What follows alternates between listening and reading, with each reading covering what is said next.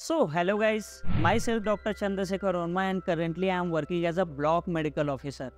So, आज इस video में हम बात करेंगे मेडिकल ऑफिसर के वर्कलोड के बारे में, ओपीडी टाइमिंग के बारे में, इमरजेंसी ड्यूटीज़ के बारे में और मेडिकल ऑफिसर का सैलरी कितना होता है, इनके बारे में भी डिटेल डिस्कशन करेंगे।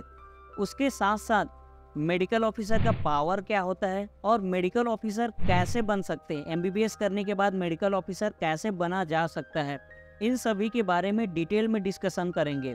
और आई थिंक मैं आपको चैलेंज कर रहा हूँ कि इससे डिटेल वीडियो आपको कहीं नहीं मिलेगा। आप यूट्यूब में हज़ारों वीडियोस मिल जाएंगे आपको मेडिकल ऑफिसर के बारे में, लेकिन कोई डिटेल में बात नहीं करता। मैं इस वीडियो में कंप्लीट डिटेल में बात करूँगा ताकि जितने भी एमबीबीएस स्टूडेंट हैं जो बाद में मेडिकल ऑफिसर बनना चाहते हैं और जो जितने भी नीट यूजी एस्पिरेंट है बाद में मेडिकल ऑफिसर बनना चाहते हैं मेरा वीडियोस देख के या फिर मेरा काम देख के, तो वो भी उनके लिए भी ये वीडियो हेल्पफुल रहेगा। तो जब हमारा पोस्टिंग होता है एमबीबीएस के बाद एज अ मेडिकल ऑफिसर, तो हमारा सोनली पर्पस होता है टू सी अ पेशेंट देखना ही हमारा सबसे बड़ा कर्तव्य होता है और वो हम ओपीडी के बेसिस पे देखते हैं। एक मेडिकल ऑफिसर का पोस्टिंग या तो पीएससी में हो सकता है, प्राइमरी हेल्थ सेंटर में, या फिर सीएससी में हो सकता है, कम्युनिटी हेल्थ सेंटर, जो ब्लॉक लेवल पे होता है, जहां मैं as a block medical officer appoint हूं। और तीसरा, आपको मेडिकल कॉलेज भी दिया जा सकता है जहां आप कैजुअल्टी मेडिकल ऑफिसर की तरह काम करेंगे। सो ये 3 जगह में आपको ड्यूटी दिया जा सकता है, लेकिन सब में एक ही काम करना होता है, आपको पेशेंट देखना होता है। सो डेली 6 घंटे का ओपीडी होता है, जिसमें मॉर्निंग ओपीडी 4 घंटे का होता है जो 9 AM से 1 PM तक देखते हैं। उसके बाद शाम में 2 घंटे का ओपीडी होता है जो कि 4 PM टू 6 PM देखा जाता है। उसके बाद उसके साथ साथ मॉर्निंग राउंड भी लेना पड़ता है। जितने भी पेशेंट एडमिट हैं हॉस्पिटल में, हम एडमिट करते हैं उन पेशेंट का मॉर्निंग राउंड लेना पड़ता है और इवनिंग राउंड हम लेते हैं जो कि 5 PM के अराउंड हम इवनिंग राउंड भी लेते हैं। और तीसरा जो कार्य है, आपको डिलीवरी करवाना होगा, क्योंकि नॉर्मली सीएससी में 100 से ज़्यादा पेशेंट का डिलीवरी होता है पर मंथ। अगर पीएससी में है तो 20 डिलीवरी के आसपास होता है पर मंथ। सो सीएससी में 100 और पीएससी में 20 डिलीवरीज करवाना होता है। और अगर मेडिकल कॉलेज में है तो आपको डिलीवरी नहीं करवाना होता, क्योंकि वहाँ गायनेकोलॉजिस्ट डिलीवरी करवाती है। जो चौथा कार्य है, वर्कलोड है, पोस्टमार्टम। जितने भी सीएससीज हैं वहाँ पोस्टमार्टम की फैसिलिटी होती है, मेडिकल कॉलेज में भी फैसिलिटी होती है, लेकिन सीएससी में ही पोस्टमार्टम मेडिकल ऑफिसर को करना होता है। अगर आप पीएससी में है तो पोस्टमार्टम नहीं करना होता, आप मेडिकल कॉलेज में है तो पोस्टमार्टम नहीं करना होता, सिर्फ सीएससी में पोस्टमार्टम करना होता है। और 1 महीने में ऑन एवरेज एक मेडिकल ऑफिसर को 10 पोस्टमार्टम करना होता है। चौथा कार्य है मुलाहिजा। जितने भी रेप केस होते हैं, मारपीट होती है, जहाँ भी हिंसा भड़कती है, तो अगर किसी को चोट आया तो उनका पुलिस द्वारा मुलाहिजा किया जाता है। मुलाहिजा डॉक्टर करते हैं, जैसे मेडिकल ऑफिसर करते हैं, कैजुअल्टी मेडिकल ऑफिसर करते हैं, तो मुलाहिजा भी करना पड़ता है। और मुलाहिजा ऑन एवरेज पर डे 10 मुलाहिजा करना पड़ता है।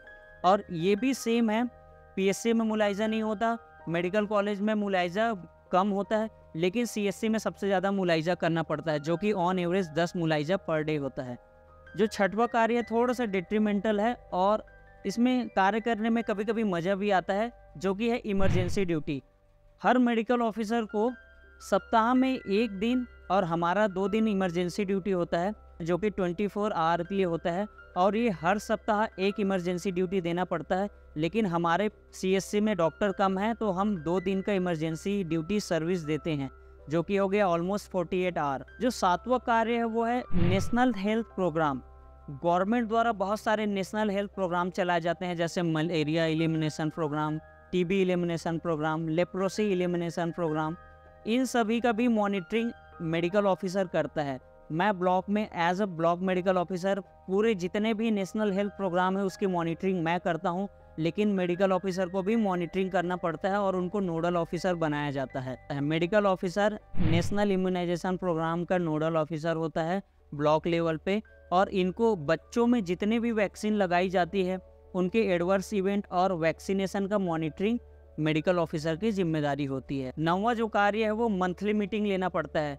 हमारे सीएससी में जितने स्टाफ है उनका हर मंथ मीटिंग लेना पड़ता है, जो कि ब्लॉक मेडिकल ऑफिसर लेता है। अगर ब्लॉक मेडिकल ऑफिसर नहीं है तो मेडिकल ऑफिसर मीटिंग कंडक्ट करवाता है।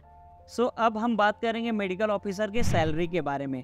मेडिकल ऑफिसर क्लास 2 ऑफिसर होता है और इनका लेवल 12 होता है, उस हिसाब से इनका सैलरी बनाया जाता है।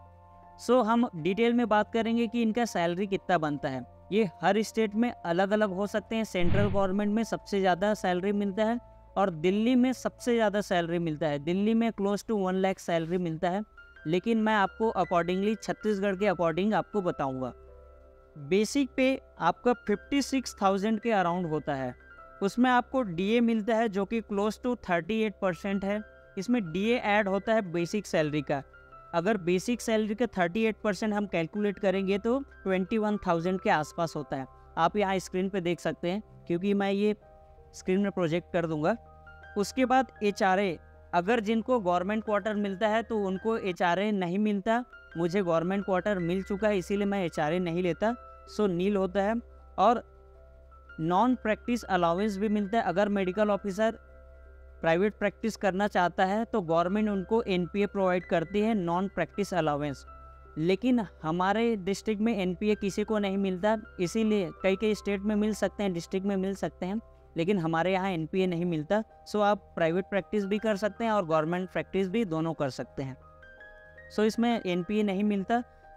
इन जनरल नेट सैलरी 77,000 के अराउंड होता है टोटल, लेकिन इसमें डिडक्शन भी है। टोटल 77,000 बनता है, लेकिन इसमें डिडक्शन होता है। 77,000 आपके हाथ में नहीं आएंगे, ये टोटल सैलरी है, इसमें डिडक्शन होते हैं।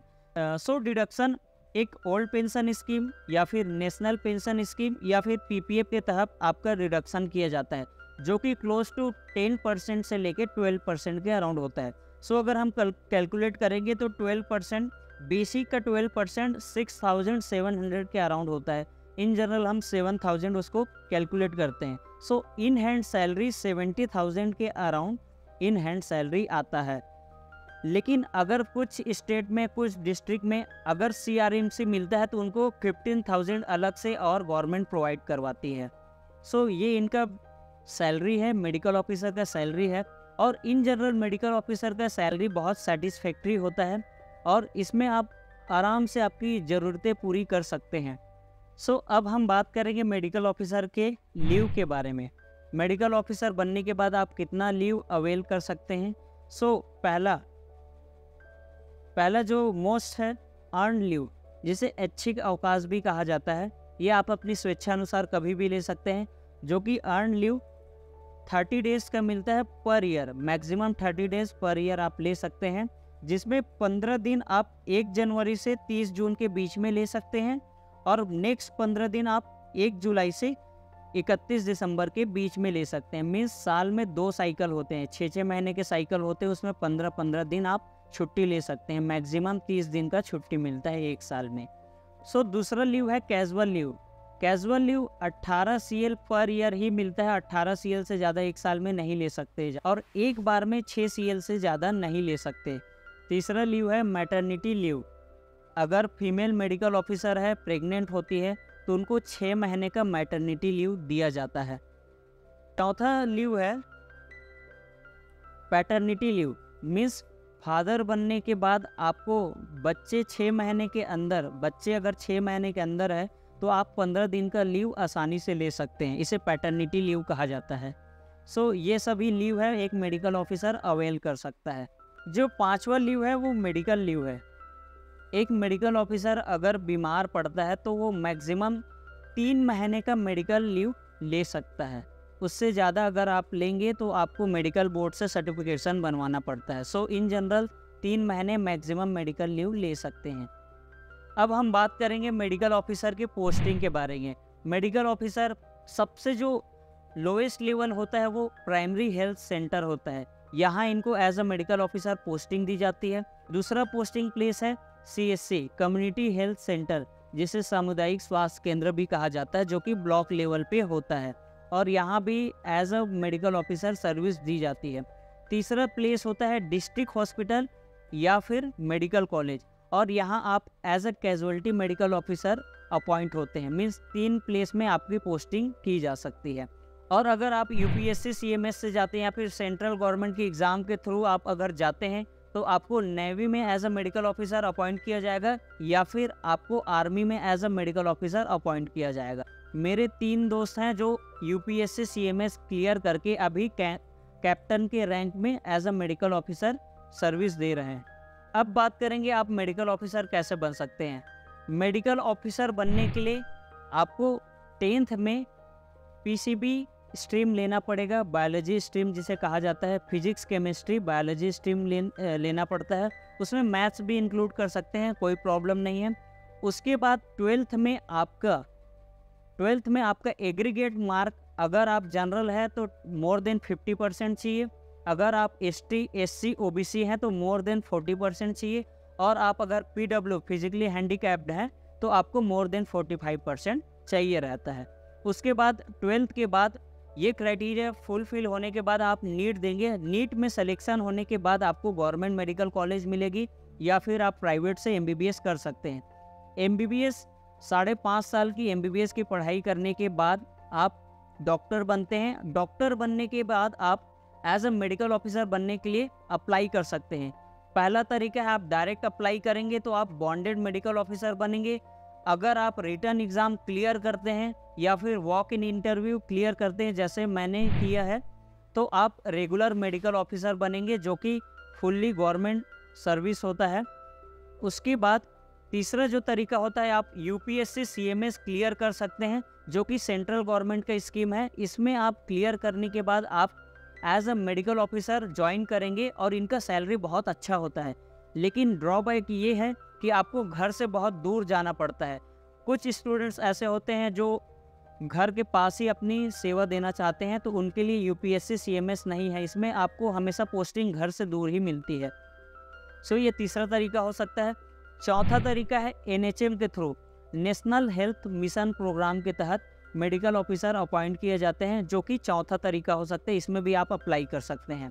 सो ये कुछ तरीका है जिससे आप मेडिकल ऑफिसर बन सकते हैं। और लास्ट तरीका है आप प्राइवेट हॉस्पिटल में भी as a medical officer join कर सकते हैं। ये सभी चीज़ मिलने के बाद और क्लास 2 ऑफिसर होने का एक अलग ही मज़ा है।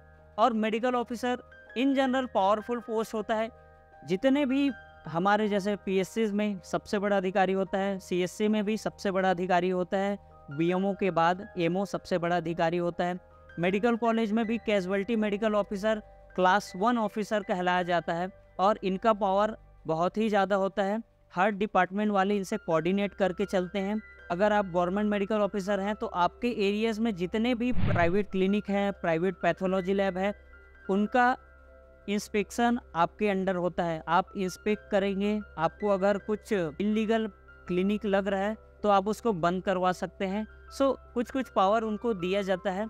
बहुत सारी पावर्स हैं जो कि मैं कभी और अपकमिंग वीडियोस में आपको बताऊंगा। सो आई थिंक इससे डिटेल वीडियो आपको कहीं नहीं मिलेगा। आप ये पूरा वीडियो देखिए और थैंक यू गाइस।